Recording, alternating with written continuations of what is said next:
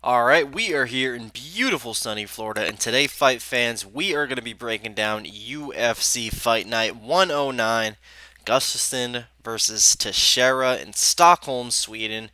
And man, for a European card, they put together a nice little card here, man. There's a lot of shit I'm looking forward to on this card. Few big names, lots of good prospects, fun matchups. Maybe not matchups between two of the most technically gifted fighters, but matchups that I think should be fireworks. But like I said, man, there is a lot of technically gifted fighters on this card, and if you guys have been following me, this may not surprise you, but I fucking love this card from a betting perspective. I do have a whopping 11 plays here, risking 17 units, and I fully expect to have a gigantic night on Sunday night, man. So UFC 211, the last UFC card. I did walk away with an ever so slight profit of 0.72 units. Now, if Dustin Poirier were to get that DQ win, I would have had a little bit more of a solid night there. Would have been a lot more happy, but we're moving on here, man. And this card, man, I'm so excited because I'm having a hard time seeing myself having a losing night here, man. I really see all the pieces falling together for me. So, like I always do over here, going to break down the entire 12 fight card and give you guys my perspective of these fights and how I think they're going to go down. Before we get into it, man, I'll say it. Subscribe, like the video, comment below. Tell me who you are going to be thinking about or already have bet on for this card, man. So let's get straight into it. First fight of the night, we got Marcin Held minus 350 taking on Jamir Hadjovic plus 290. So I'll come out and say it that I do slightly favor Marcin Held. But man, this line got nuts, guys. Minus 350. That's crazy to me, in my opinion.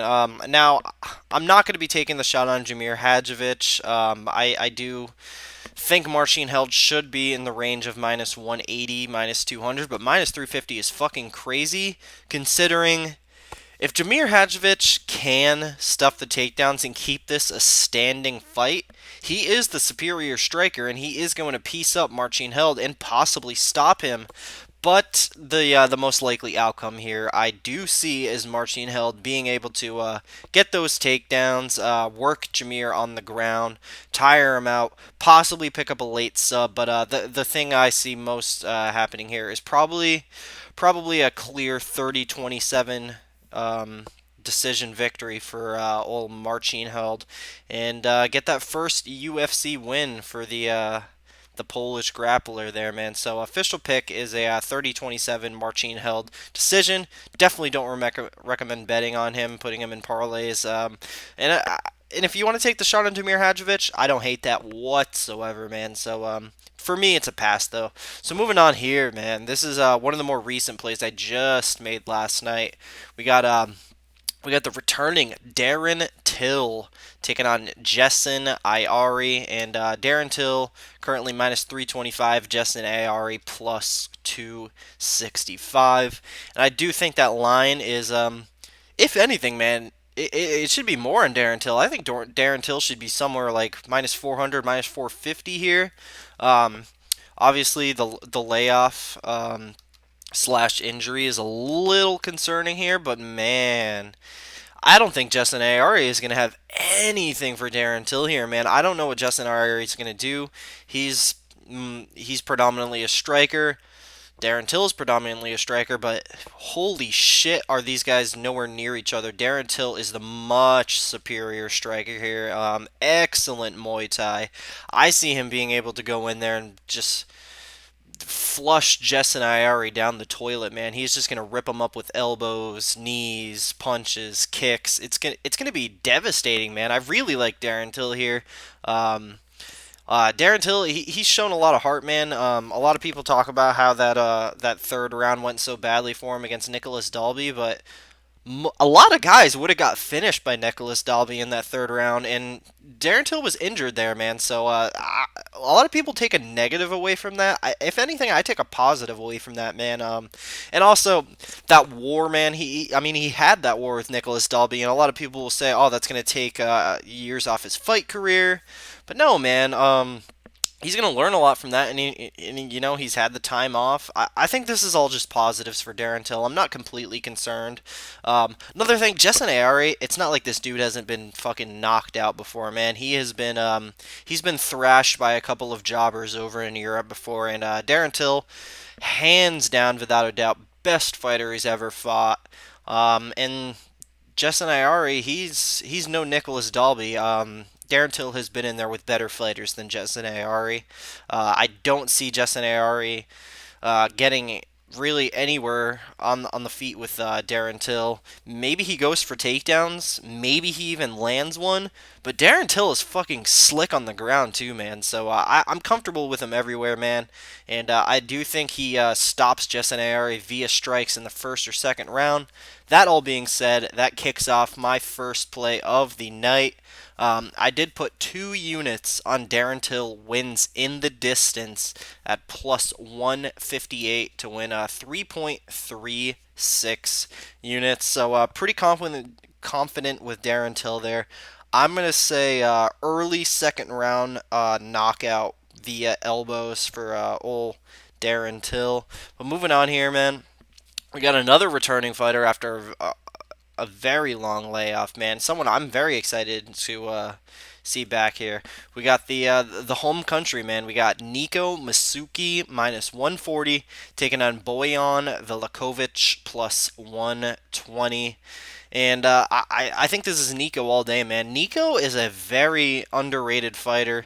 Now, he has been out for a long time, and maybe people will say it could be a USADA thing. He was a juiced fighter in the past, and he's just adjusting because nobody really knows why this guy has been out for so long. I mean, it seems like an injury would probably be like the most likely thing, but you really never know. Maybe he's just trying to keep that to himself so an opponent can expose what actually happened to him. But looking at Nico Masoki's UFC record here, just going to briefly go over that. So he's had 5 fights in the UFC. He's been the underdog in 4 of them. And he is 3-2 in the UFC, so he's came through as an underdog twice here. And then his 2 UFC losses, Kelvin Gastelum and Albert Tumanov. And man, he had a fucking war with Albert Tumanov. And like I said, he's taking time off. He's not going to be chinny or anything. He learned from that fight, man. And Albert Tumanov, one of the best strikers in MMA altogether. I really think Bojan Velikovic is probably the worst guy he has had to face here so far in the UFC. And I just think there's a lot of things going for Nico Masoki here for his return fight. It's in his home country. It's against I don't want to say an easy opponent, but definitely a matchup that favors him, in my opinion. I definitely like him to go out there and pretty much win this fight wherever it goes. I definitely think the most likely thing is that he outstrikes Bojan Velikovic here over the course of 3 rounds. Maybe Bojan goes for the takedowns, maybe he lands them, but I'm confident that Nico Masoki will probably get back up. So I'm pretty confident in the Swede here. My official pick is going to be Nico Masoki via a 30-27 decision, and I do have him in a 1-unit parlay with somebody later in the card. So moving on here, we got Joaquim Neto BJJ Silva minus 185 taking on Reza Madadi plus 160. So this is the most recent play I made. I just literally put this in like 30 minutes ago. I do have a 1-unit bet on Reza Madadi at plus 160, man. Now he has late replacement here, but the thing is, he doesn't come off as a dude to me that ever leaves the gym, man. This dude has had personal issues. The man's been to prison.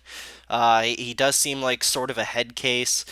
So he needs the gym, man. So he's probably always in there just to keep himself sane. So I'm sure the dude is absolutely in shape. Home country, Sweden. I do believe the man is Swedish.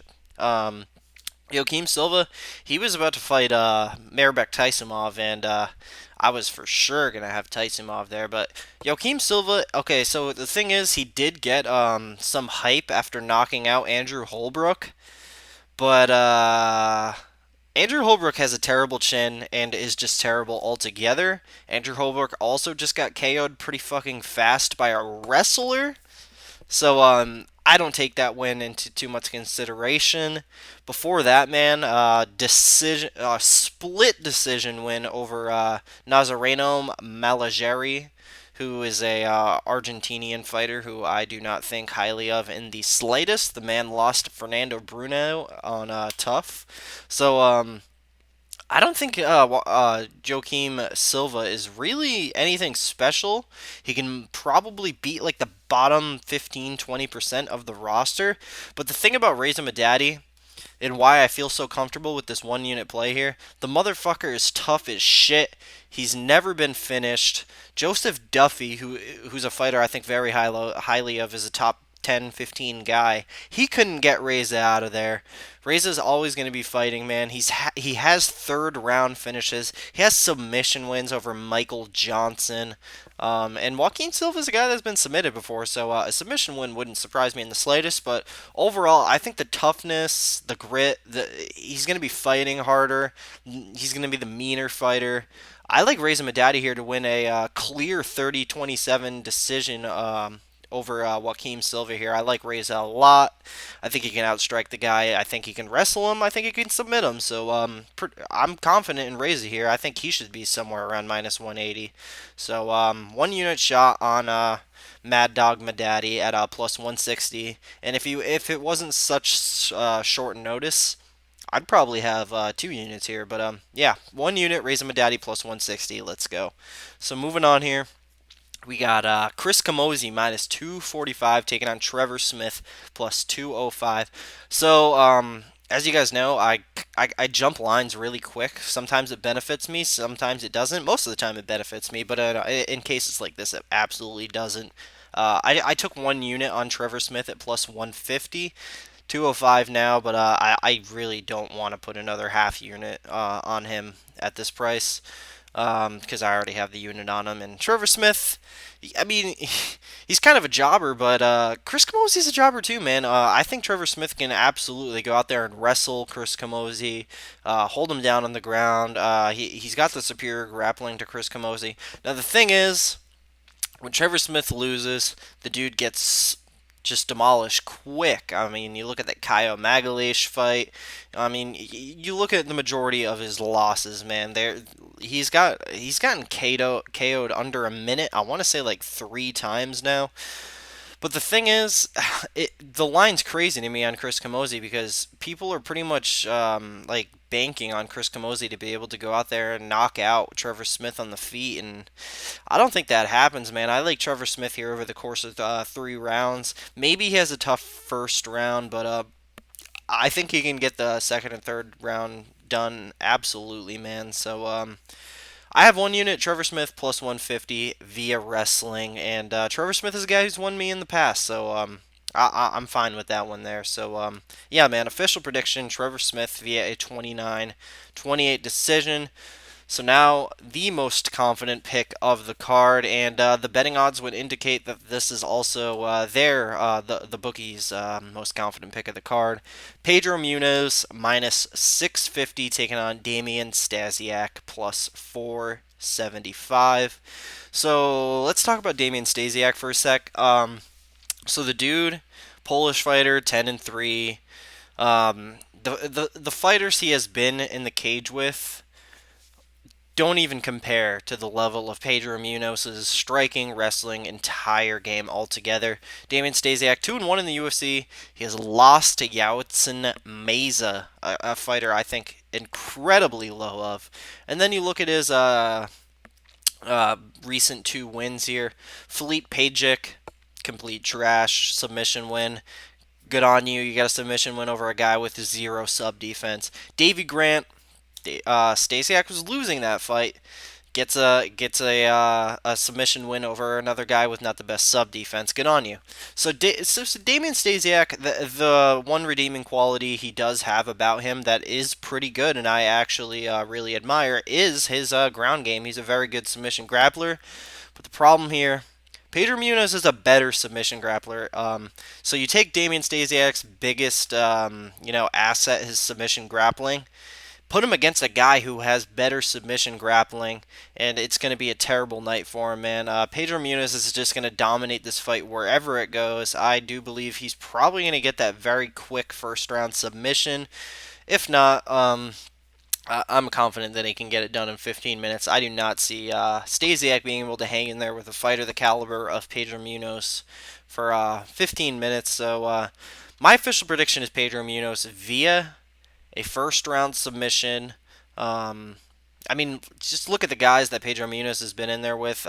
His only two losses are to two of the best bantamweights in the world, and Rafael Assunção and Jimmy Rivera. And that Jimmy Rivera fight was a split.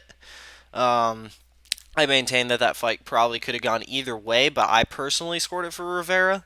But man, Pedro Munoz, he's a motherfucker that can do some things. He's got KO wins in the UFC. He's got submission wins in the UFC. All three of his victories in the UFC have come by the way of finish. So super confident in Pedro there. And I do have him in a few parlays here. So first thing, I do have 1 unit on the under 2.5 rounds at plus 120 because I think he can get him out of there in under 12.5 minutes. And then I do have him in that 1 unit parlay with Nico Musoke. So that's 1 unit to win 1.34. Also have in a 1.5 unit parlay with someone later in the card, and in another 1 unit parlay with somebody later in the card. So in total, 3.5 units on Pedro Munoz and 1 unit on the under. So I'm risking 4.5 units on this fight, which shows the level of confidence I have. I like Pedro a lot, man. And by the way, I didn't get him at minus 650 for the record. I did jump in early enough to get that minus 505. Not much better, but it's better, man. So moving on here, we got Jack the Joker Hermansson minus 115 taking on Alex the Spartan Nicholson minus 105. So the thing is, both these guys this is going to be a striking match. Alex Nicholson, he's a striker. Jack Hermansson, he's a striker. I doubt either guy goes to the takedown here, but I wouldn't be surprised if Alex Nicholson does because the way I see the fight going, man. I think Jack Hermansson is the much more technical striker, and he's going to be able to go ahead and counter Alex Nicholson's face all day long. So, it wouldn't surprise me if Nicholson got frustrated, went for takedowns, but I'm not sure he gets them. So Jack Hermansson, 1-1 in the UFC, pretty fucking impressive win over Scott Askham, who a lot of people don't get dominant wins over Scott Askham, so that's impressive there. And then last time out, he faced a very good fighter in Cesar Fajea. So tough out last time, man. I do like him to bounce back here. Man's in his home country. I think he's going to be very on point, and I think he's going to counter Alex Nicholson's face all day long and maybe get the late stoppage, but I see a 30-27 decision there for the Joker. And I do have him on a 1 unit parlay with Pedro Munoz, or 1.5 unit parlay, I should say. I got that at, I want to say, minus 113. 1.5 to win 1.35. So I do like Jack the Joker there quite a bit, man. So 30-27 decision for Jack the Joker Hermansson. Coming up next, Nordine Taleb minus 550 taking on Oliver Enkamp plus 425. So Oliver Enkamp, short notice newcomer, home country of Sweden, but man, this is a ridiculously tough fight for him. I definitely think the betting odds are correct for Nordine at minus 550. Enkamp is pretty fucking small for the division. His striking game really kind of isn't there yet. It's nowhere near the level of Nordine's. He's got some good submission grappling. I'll give him that. Really on the feet, he just throws spinning shit. And I don't think Nordine's going to be fazed by that at all. I think, if anything, he's going to be looking to counter those into, a big shot similar to the the shot he landed on Eric Silva there. So honestly, man, I'm passing on this fight, but I was super tempted to take the under 2.5 rounds at plus 160, or Taleb wins in the distance at plus 185, just because, man, I feel like he can probably go in there and stomp this new kid here, but I don't want to bank on Nordine Taleb finishing a fight because he's only done it once in the UFC. Um, so, man, my official prediction is going to be a 30-26 decision for Nordine Taleb, but passing on this fight altogether. But moving on here, man, we got Abdul Razak Alhassan minus 260 taking on Mari Ahkmedov plus 220. So if you guys have been watching my channel for an extremely long time, I'm pretty sure I only had like 100 subscribers when I put this video out. The first Legacy FC breakdown video I did, Abdul Razak Alhassan was on that card, and I caught my eye on this kid before. Really, I'm not trying to be cocky here, but like 99% of MMA fans, I knew this kid is I knew this kid is legit for a long time now. Dude's got amazing judo. He's a judo world champion. The dude, he put his striking game together. His crazy power. He's been finishing everyone under 2 minutes. The only concern here is we haven't seen him go past that 2 minute mark. So how is the cardio is really the only concern. But he's fighting a fighter where even if the cardio is a problem for Abdulrazak Alhassan, he's fighting a fighter who doesn't have good cardio either. So, if anything, if Abdul is gassed at one point, Omari is going to be gassed at one point. So, I feel confident there, man. The only concern about Abdul is pretty much just a race because Omari has that same concern, that gas tank. And, Omari is a guy that's been knocked out a few times. I do think Abdul is going to go in there and knock him out in the first round rather easily. The thing is that I've always said about Omari Ahkmedov, if he did not have that Russian flag behind his name, people would think so much lowly of him, even if he was the exact same fighter.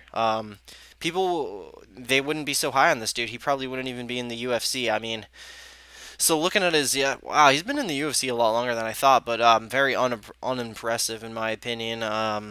Yeah, man. The dude's been knocked out twice within the last 3 fights against fighters who aren't the best. I think Abdul Razak Alhassan has more power and better striking than the two guys that knocked him out. I mean, Elizeu Zaleski, he's got pretty fucking good striking. I don't know if Abdul's better than him, but Abdul definitely has more power. Abdul's a guy who can hit fucking hard. The dude's a great athlete, amazing judo, so I do think he's going to be able to stuff those takedowns and knock Omari out here. So Abdul Razak Alhassan via a first round KO is my official prediction. And I bet Abdul straight here. 4-unit play on Alhassan here at minus 165 to win 2.44 units.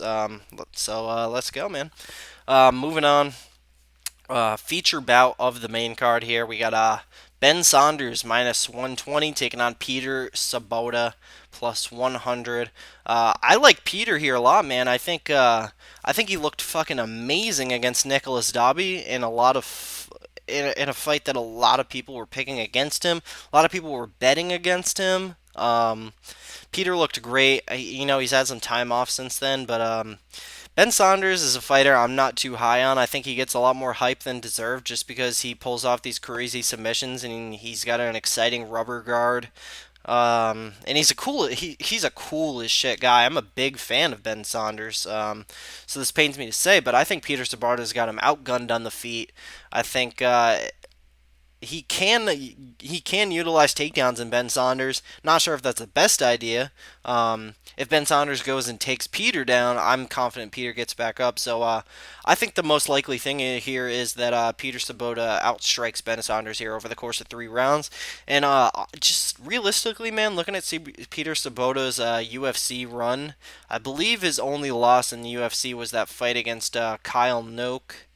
Yeah, so that Kyle Noak fight was his only loss. He's 3-1, and really, man, I mean, if you haven't seen that Kyle Noke finish that he got on Sobotta, it's like a 1 in 100 kick. Kyle just timed a kick perfectly. It hit the perfect place.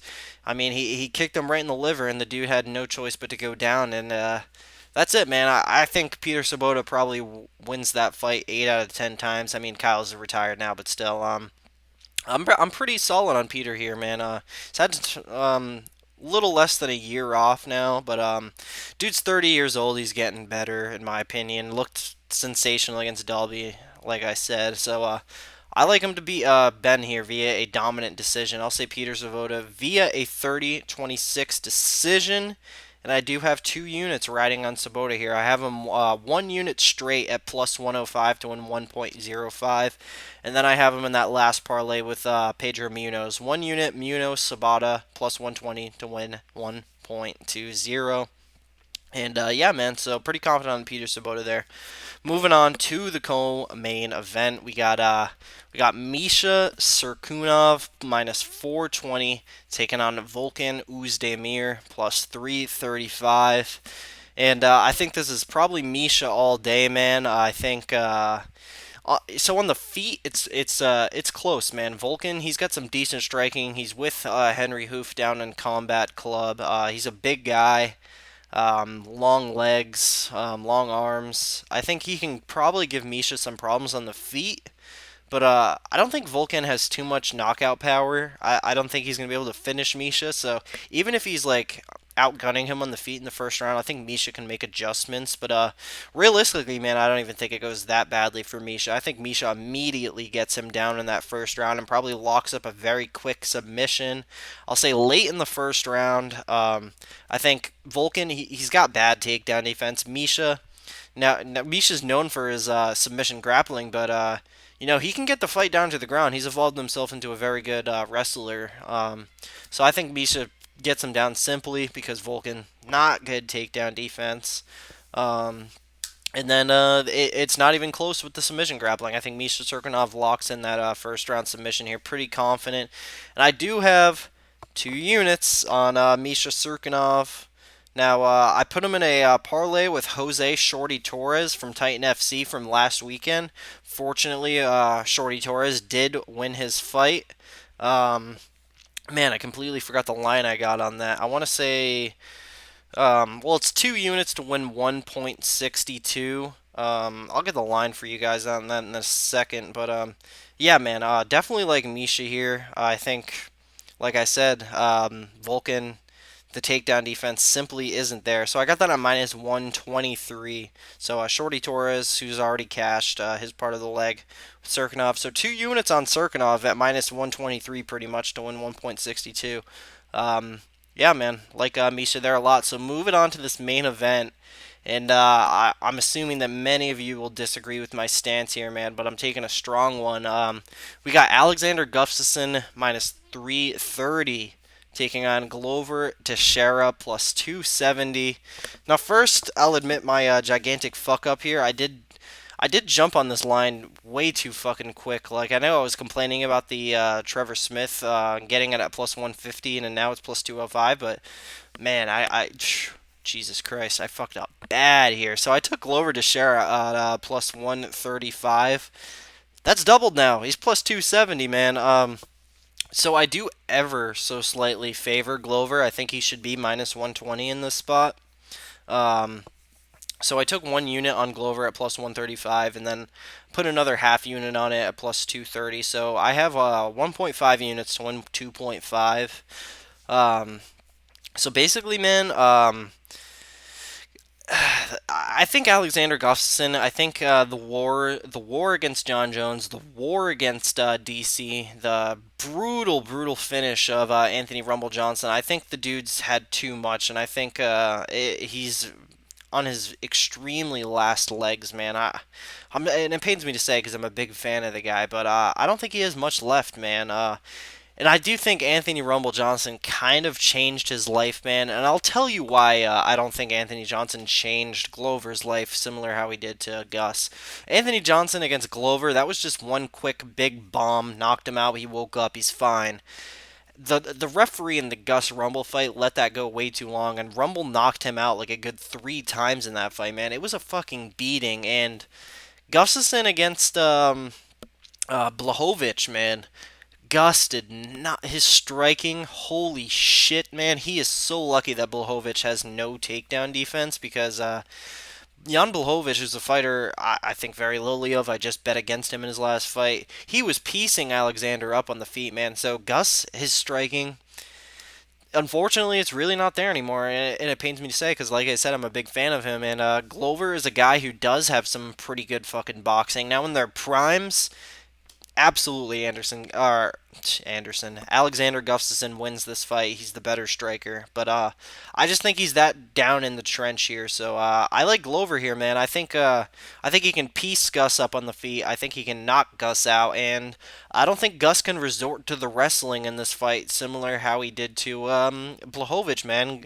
Glover is a guy who's got some good wrestling of his own. He's got some good submission grappling of his own. So I think Glover Teixeira comes out here and is able to finish the job, unlike how Jan Blachowicz was able to do. I think Glover gets that first or second round knockout here, man. And like I said, I think he should only be minus 120. So this isn't some crazy level of confidence for me here, man. But just because the line's so off, I absolutely had to take it. So 1.5 units on Glover Teixeira here. And if you want to sit here and tell me that Alexander Gustafsson, he's got the reach, he has the better striking. I mean, sure, good on you, man. Bet on Gus. That's good for you. This is just my personal stance. Glover Teixeira via a first round knockout is my pick, man. So that's gonna do it for me, guys. Thank you so much.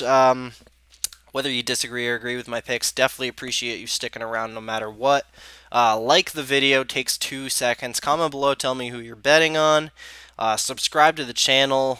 Just surpassed 400 subscribers. Fucking amazing. You guys are savages. And follow me on Twitter at MMAKelton. I'm down to talk fights with just about any of you guys. But that's going to do it for me, man. Appreciate it once again. And above all, enjoy these fights.